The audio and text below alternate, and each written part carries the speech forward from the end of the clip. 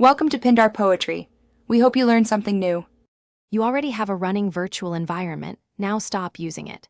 First, verify the shell prompt shows the env name. Once confirmed, make sure no critical processes are running inside it.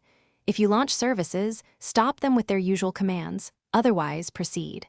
On Windows you use scripts \activate earlier, on Mac OS or Linux you sourced bin/activate. Now, prepare to deactivate using the built-in command, so the global Python and path are restored. Type deactivate and press enter. This is the standard, synchronous command that unsets environment variables and restores path. If you used conda, run conda deactivate instead, and repeat until no env prefix remains. Once done, verify by running which Python or Python version to confirm the interpreter is the system one. Make sure scripts that modified prompt or environment variables return to expected values. If not, close and reopen the shell to reset lingering state. Finish by closing the terminal to ensure no residual variables persist, or open a new shell and double-check Python and path.